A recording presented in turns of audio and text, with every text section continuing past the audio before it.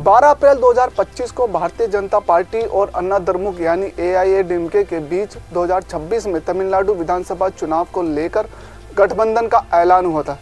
लेकिन पिछले हफ्ते हुए इस ऐलान को लेकर अब एक नया ट्विस्ट सामने आया है, जिसकी वजह अन्ना द्रमुक के प्रमुख PK पलानीस्वामी का वो बयान है, जिसके बाद गठबंधन में दरार आती दिख रही है। दरअसल पलानीस्वामी ने हाल ही में एक बयान दिया, जिसमें उन्होंने कहा कि AIADMK और BJP का गठबंधन केवल चुनाव के लिए हुआ है और ये गठबंधन सरकार नहीं बनाएंगे। पलानीस्वामी के इस बयान के बाद से तमिलनाडु की सियासत में हलचल मच गई है। क्या BJP AIADMK गठबंधन टूट जाएगा? क्या BJP का तमिलनाडु में सरकार बनाने का सपना पूरा नहीं हो पाएगा? और सबसे बड़ा सवाल, आखिर हफ्ते भर पहले हुए इस गठबंधन के बाद ऐसा क्या हुआ कि अन्ना द्रमुक ने BJP के साथ हुए इस चुनावी गठबंधन से अपने पैर पीछे खींच लिए? इस वीडियो में इसी पर बात करेंगे। नमस्कार, मैं हूं हरीश और आप देख रहे हैं खबर फास्ट डिजिटल। पिछले हफ्ते शुक्रवार को केंद्रीय गृह मंत्री अमित शाह आगामी तमिलनाडु विधानसभा चुनाव के लिए AIADMK के साथ गठबंधन का ऐलान किया था। इस गठबंधन के साथ ही दोनों पार्टियों के नेताओं में काफ़ी खुशी थी। अमित शाह ने ऐलान किया था कि दोनों पार्टियां तमिलनाडु विधानसभा चुनाव साथ मिलकर लड़ेंगी। इतना ही नहीं, अमित शाह ने तो यहां तक दावा किया था कि इस बार तमिलनाडु में NDA की सरकार बनेगी। उन्होंने कहा कि NDA पलानीस्वामी के नेतृत्व में चुनाव लड़ेगी। लेकिन इस घोषणा के एक हफ्ते के भीतर ही अब इसमें एक नया ट्विस्ट आ गया है।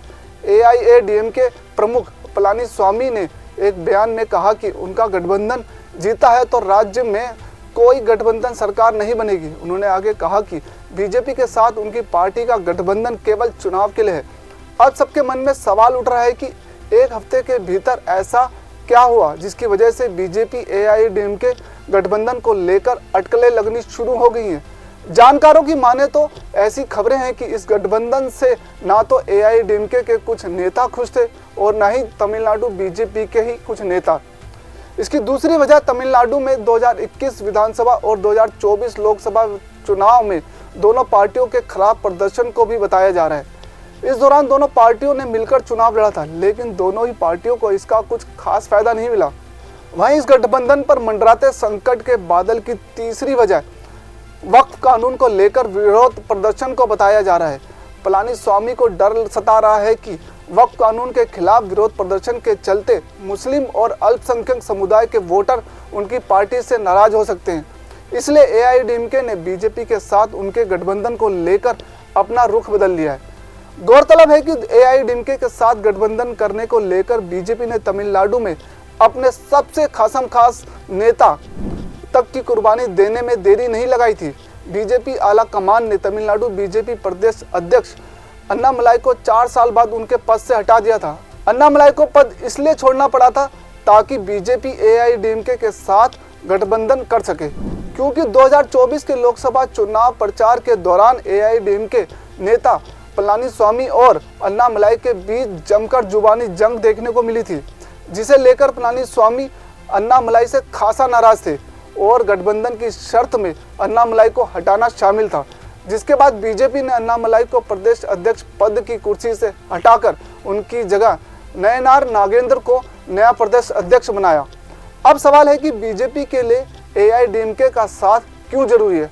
आपको बता दें कि BJP और AIADMK ने 2021 में मिलकर विधानसभा चुनाव लड़ा था।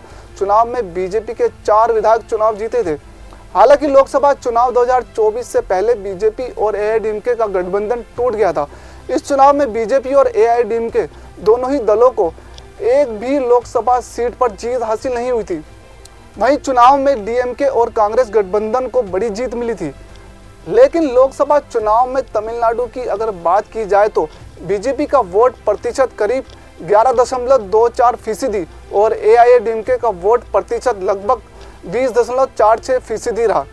वहीं DMK को अकेले 26.93% वोट मिले थे, जिससे साफ है कि BJP को आगामी विधानसभा चुनाव के लिए AIADMK के साथ की बेहद ज़रूरत है, जिससे उसे चुनाव में फ़ायदा मिल सकता है।